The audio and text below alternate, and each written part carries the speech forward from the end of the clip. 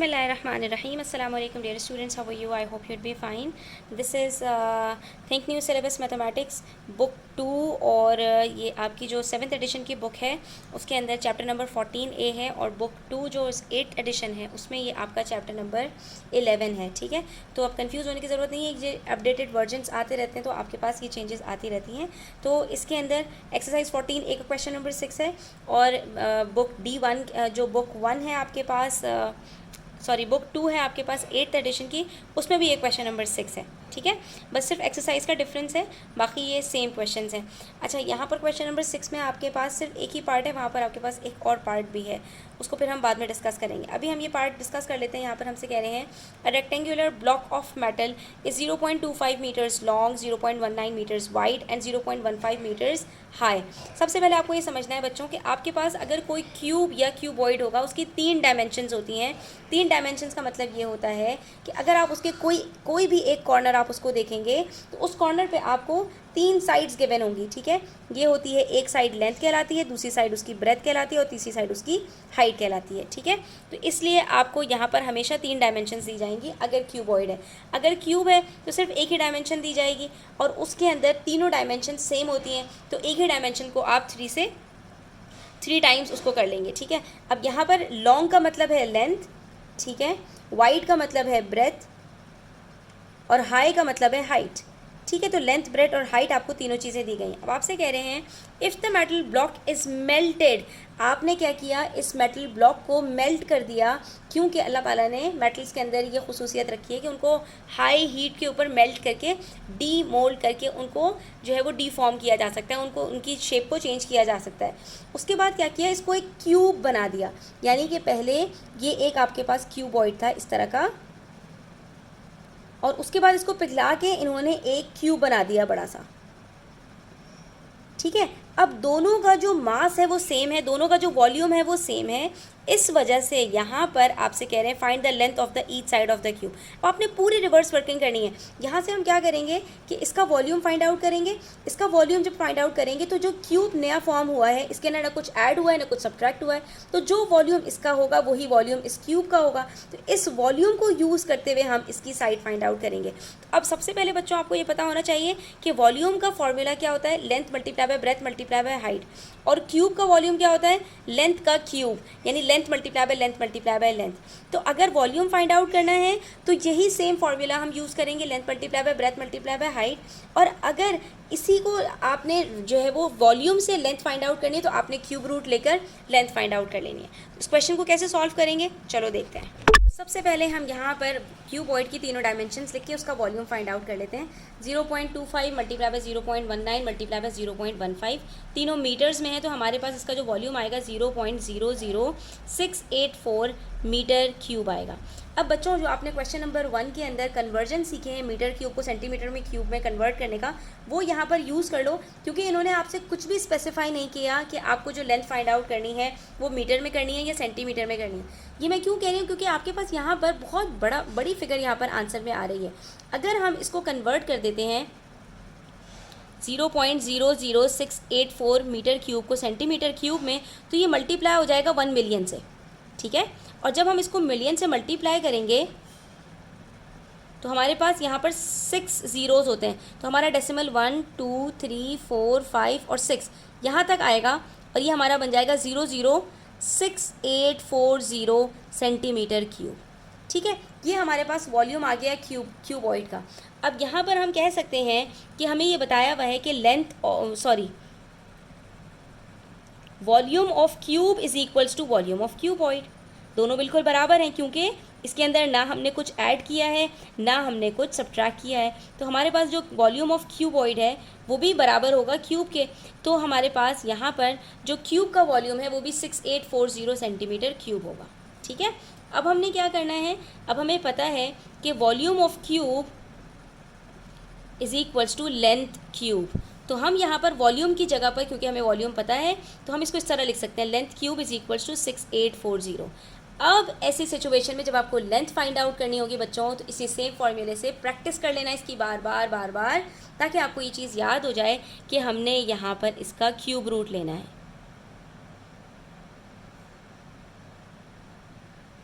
ठीक है, और क्यूब निकालने का तरीका क्या होता है,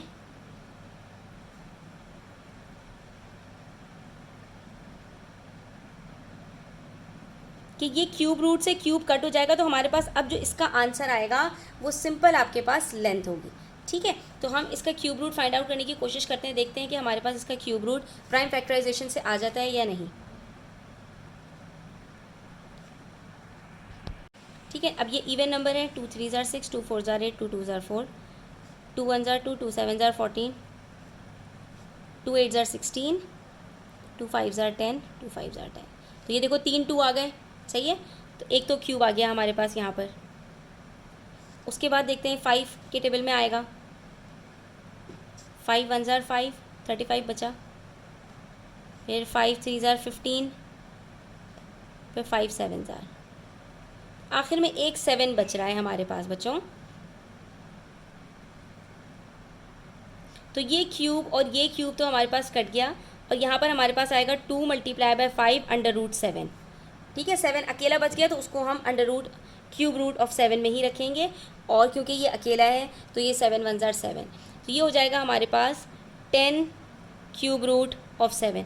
अब 7 का क्यूब रूट क्या होता है, ये पॉइंट्स में आप आंसर अपना निकाल लो, क्योंकि हमारे पास 9 जो है वो क्यूब है 3 का, तो हमारे पास यहाँ पर ये 3 समथिंग आएगा, 10 × 3 समथिंग करेंगे तो हमारे पास इसका आंसर आ जाएगा। सॉरी, 9 तो स्क्वायर होता है 3 का, 8 क्यूब होता है 2 का, तो 7 जो है वो 1.9 समथिंग का क्यूब जो है वो क्यूब होगा। तो अब यहाँ पर हम क्या करेंगे बच्चों, हम कैलकुलेटर की हेल्प से इसको फाइंड आउट कर लेंगे। आपके पास इसका आंसर आएगा 18.9 समथिंग। कैसे कि यहाँ पर हमारे पास 1.8 समथिंग आंसर आएगा, जब हम उसको 10 से मल्टीप्लाई करेंगे तो 18.9 आपके पास बनेगा, और राउंड ऑफ करके वो 19 बन जाएगा। इसका मतलब है कि हमारे पास ये जो स्क्वायर होगा, इसकी ये जो क्यूब होगा, इसकी जो लेंथ होगी हमारे पास वो 18.9 सेंटीमीटर्स की होगी। ठीक है, और अगर आप इसको मीटर्स में रखना चाहें तो डिवाइडेड बाय 100 कर दीजिएगा, 0.18 करके आपके पास आंसर आ जाएगा। और राउंड ऑफ करना चाहो तो आप इसको 19 सेंटीमीटर्स भी अपना आंसर लिख सकते हो, कि ये जो आपके पास क्यूब है उसकी लेंथ आपके पास 19 सेंटीमीटर्स आएगी। उसके बाद नेक्स्ट क्वेश्चन है, an open rectangular tank that is 4 metres long, 2 metres wide and 4.8 metres high. ठीक है, आपके पास एक रेक्टेंगुलर टैंक है और वो ऊपर से खुला हुआ है, यानी उसके ऊपर कोई सरफेस नहीं है, उसके बाकी चारों साइड्स पर सरफेस है और नीचे एक बॉटम पर सरफेस है। तो हमारे पास जो भी क्यूब और क्यूबॉइड होते हैं उसके 6 फेसेस होते हैं। तो ये जो ओपन रेक्टेंगुलर टैंक होता है इसके 5 फेसेस होते हैं। ठीक है, एक फेस इसका मिसिंग होता है। यहाँ पर एक पिक्चर आपके पास बनी हुई है, आप देख सकते हो कि ये ओपन रेक्टेंगुलर टैंक की है, कि इसकी ये 4 वॉल्स हैं। ठीक है, और नीचे इसका एक बॉटम होगा, लेकिन ऊपर से ये खुला हुआ है, तो ऊपर वाला फेस इसका गायब है। ये होता है ओपन रेक्टेंगुलर टैंक। ठीक है, समझना बहुत ज़रूरी है, क्योंकि इसके ऊपर आपकी वर्किंग्स बेस करती हैं। आगे आपको अब इन्होंने लेंथ भी बता दी, ब्रेथ भी बता दी और हाइट भी बता दी। ये बहुत इंपॉर्टेंट होता है, लेंथ ब्रेथ और हाइट का अलग अलग काम होता है। ठीक है, ओपन रेक्टेंगुलर टैंक के अंदर खास तौर पे, तो इस चीज़ को आपने ध्यान में रखना है। कह रहे हैं इज़ इनिशियली 3/4 फिल्ड। ये इन्होंने 3/4 फिल्ड का मतलब होता है कि वो 3/4, यानी कि जो टोटल इसका वॉल्यूम होगा, यानी जितना भी इसके अंदर पानी आ सकता है उसका 3/4, उसको 3/4 से मल्टीप्लाई कर दो तो इतना पानी इसमें मौजूद है। 3/4 का ये मतलब होता है। अब आपसे कह रहे हैं find the depth of water in the tank after 4000 litres of water are added to it. अब आपने क्या करना है, आपने इस टैंक की डेप्थ मालूम करनी है कि इसकी हाइट क्या हो जाएगी। पहले इसकी हाइट कितनी थी, देखो हमें इन्होंने रेक्टेंगुलर टैंक की हाइट बताई हुई है। ठीक है, इसमें पानी की हाइट कितनी होगी, तो हम सीधा सीधा क्या करेंगे कि जो इसकी हाइट है उसको हम यहाँ पर मल्टीप्लाई बाय 2/3 कर लेंगे। ठीक है, और या फिर आप ये भी कर सकते हो कि टोटल पूरा वॉल्यूम फाइंड आउट करके उसको मल्टीप्लाई बाय 3/4 कर दो, तब भी आपके पास जो पूरा वॉल्यूम है वाटर का वो आ जाएगा। उसके बाद कह रहे हैं कि अब बताओ कि इसकी हाइट कितनी होगी, पानी की हाइट कितनी होगी। क्योंकि बच्चों आपको ये बात पता होनी चाहिए कि जो भी रेक्टेंगुलर टैंक होता है उसकी लेंथ और ब्रेथ ये कभी भी चेंज नहीं होती, क्योंकि ये तो उतनी की उतनी नहीं रहेगी। पानी आपके पास, पानी की जो हाइट होती है वो कम और ज़्यादा होती है।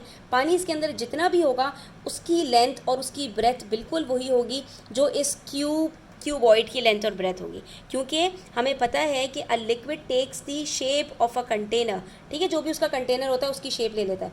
अब पानी कम ज़्यादा होने से उसका जो वॉल्यूम के ऊपर असर पड़ेगा वो उसकी हाइट की वजह से पड़ता है, यानी जब उसका वॉल्यूम कम होगा तो उसकी हाइट कम होगी, जब उसका वॉल्यूम ज़्यादा होगा तो उसकी हाइट ज़्यादा होगी। इसी तरह से रिवर्स करके देखें कि जब पानी की हाइट कम होगी तो पानी का वॉल्यूम कम होगा, जब पानी की हाइट ज़्यादा होगी तो पानी का वॉल्यूम ज़्यादा होगा।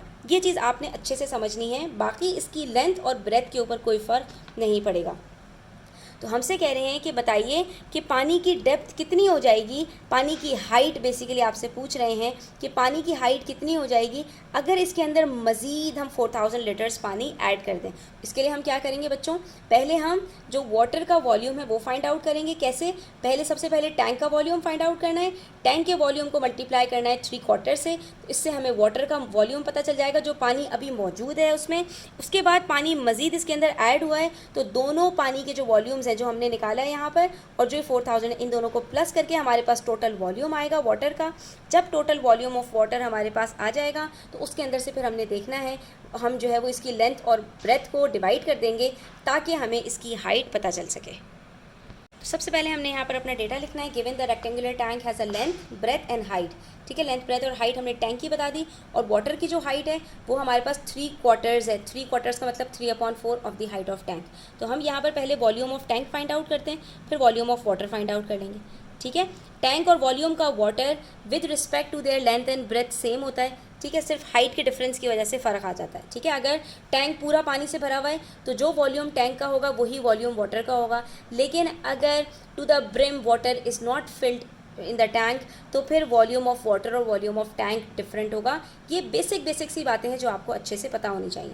Volume of tank find out करने के लिए हम 4 × 2 × 4.8 कर लेंगे, तो ये हमारे पास आंसर आएगा इसका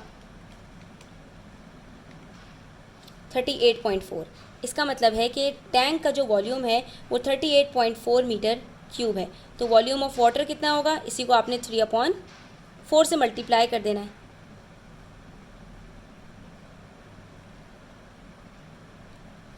ठीक है। तो हम इसको मल्टीप्लाई बाय 3 करते हैं तो आंसर आता है 115.2 और डिवाइडेड बाय 4 करते हैं तो इसका आंसर आता है 28.8। इसका मतलब है पानी का जो अभी वॉल्यूम है वो 28.8 मीटर क्यूब है, ठीक है। अच्छा, अब उसके बाद आपको बच्चों यहाँ पर मज़े की बात है, जो हमें पानी मज़ीद ऐड किया गया है वो लीटर्स में बताया है। तो अब हम मीटर क्यूब को पहले लीटर में कन्वर्ट करें, तो इसके लिए आपको ये पता होना चाहिए कि 28.8 metre cube is equals to 28.8 multiply by 1 million. सबसे पहले हम इसको सेंटीमीटर क्यूब में कन्वर्ट करेंगे, ठीक है। तो हमारे पास इसका आंसर क्या आएगा 28। अब ये 8 एक आगे गया, उसके बाद कितने ज़ीरोज़ हैं 1 2 3 4 5, तो 5 ज़ीरोज़ हमने यहाँ पर ऐड कर दिए, ठीक है। ये हमारा आंसर आ रहा है सेंटीमीटर क्यूब में, और सेंटीमीटर क्यूब और मिलीलीटर्स बराबर होते हैं। अब मिलीलीटर को लीटर में कन्वर्ट करना है तो हम यहाँ पर इसको डिवाइड कर देंगे 1000 से। ये कन्वर्जन्स अच्छे से आपको बच्चों आने चाहिए। जब हम इसको 1000 से डिवाइड करेंगे, क्योंकि 1 litre is equal to 1000 millilitres, millilitre से लीटर में कन्वर्ट करेंगे तो 1000 से डिवाइड करेंगे, और लीटर से मिलीलीटर में कन्वर्ट करेंगे तो 1000 से मल्टीप्लाई करेंगे। तो ये हमारे पास आंसर आ चुका है 28,800 लीटर्स, यानी कि पानी का जो वॉल्यूम है अभी तक वो 28,800 लीटर्स है, ठीक है। और पानी कितना ऐड किया 4000 लीटर्स। अब देखिए हमारे पास यहाँ पर हमें ये भी पता चल चुका है कि पहले पानी का वॉल्यूम कितना था 28,800 लीटर्स, उसके बाद इसके अंदर मज़ीद पानी डाला है 4000। तो अब जो इसका टोटल पानी का जो वॉल्यूम होगा वो कितना होगा, इन दोनों को ऐड कर देंगे तो हमें टोटल पता चल जाएगा, दैट इज़ 32,800 लीटर्स। ये हमारे पास लीटर्स में वॉल्यूम आ रहा है, और हमने अब इस पूरे वॉल्यूम में से सिर्फ डेप्थ फाइंड आउट करनी है। तो इसके लिए बच्चों आपको वॉल्यूम का फॉर्मूला पता होना चाहिए। Volume is equal to length multiply by breadth multiply by height. मैंने आपसे क्वेश्चन के शुरू में ही कहा था कि लेंथ और ब्रेथ अपनी जगह पर सेम रहती है, वॉल्यूम हमारे पास हमें पता चल चुका है। तो अब हमने सिर्फ और सिर्फ हाइट फाइंड आउट करनी है, तो हम अपने फॉर्मूले को ट्विस्ट करेंगे, volume upon length multiply by breath रखेंगे। अब प्रॉब्लम ये है कि लेंथ और ब्रेथ हमारे पास मीटर्स में गिवन है 0.4 मीटर्स और 0.19 मीटर्स, और वॉल्यूम हमारे पास लीटर्स में गिवन है, ठीक है। तो अब अगर आपको कन्फ्यूजन होती है तब तो आप पूरा का पूरा काम करें कि लीटर को मिली लीटर में कन्वर्ट करें पहले 1000 से मल्टीप्लाई करके, और फिर 1 मिलियन से डिवाइड करें, तो वो आपका मिली लीटर और सेंटीमीटर क्यूब बराबर होता है। तो सेंटीमीटर क्यूब को जब आप 1 मिलियन से डिवाइड करोगे तो आपके पास आंसर मीटर क्यूब के अंदर आ जाएगा, ठीक है।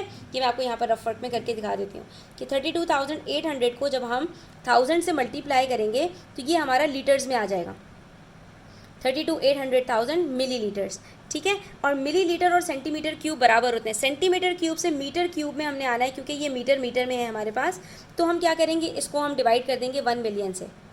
जब हम इसको 1 मिलियन से डिवाइड करेंगे तो 3 0 से 3 0 कट, 2 0 से 2 0 कट, और फिर 328 को 10 से डिवाइड करेंगे तो 32.8 हमारे पास लीटर्स आंसर आ जाए, सॉरी मीटर्स आंसर आ जाएगा, ठीक है। तो ये हमारे पास जो लीटर्स है 32,800 लीटर्स, ये बराबर है 32.8 मीटर क्यूब के। तो अब हमने ये क्यों किया, क्योंकि हमारे पास लेंथ और ब्रेथ दोनों मीटर्स के अंदर थी, तो ये यूनिट्स बराबर होने चाहिए, सेम होने चाहिए। इस चीज़ को बार बार रिपीट करती हूँ मैं अपनी वीडियोज़ के अंदर कि जब मैथ्स के अंदर आप कोई सा भी क्वेश्चन सॉल्व करते हो तो वहाँ पर आपके पास जितने भी नंबर्स हैं उन सबका यूनिट सेम होना चाहिए। तो ये हमारे पास आ गया 32.8 मीटर क्यूब अपॉन, और ये हमारे पास था 4 मीटर्स, ठीक है।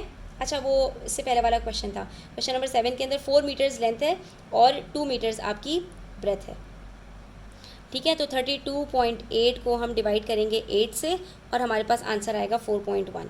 ये देख लीजिए, 8 4 ज़ार 32, बचा 8, पॉइंट लगाया, 8 1 ज़ार 8, और ये सॉल्व हो गया। The answer is 4.1 metres. इसका मतलब है कि हमारे पास जो पानी अभी मौजूद है टैंक के अंदर उसकी पूरी की पूरी डेप्थ 4.1 मीटर्स है। पहले जो हमारे पास डेप्थ थी वो 3/4 ऑफ दी टैंक थी।